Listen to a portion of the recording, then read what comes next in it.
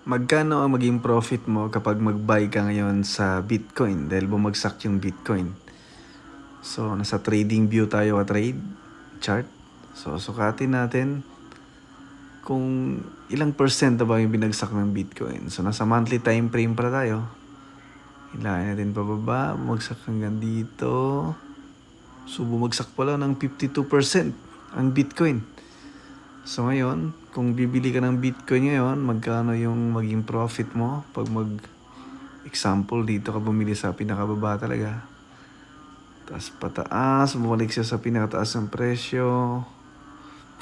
Aba, pwede ka palang kumita ng 110% kapag bumili ka ng Bitcoin ngayon. Itumaas na yung Bitcoin, nandito na yung presyo.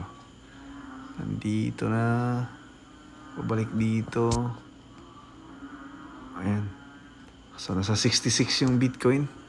Kaya pa rin kumita ng 88%. Diba? Pwede na. So, buy tayo.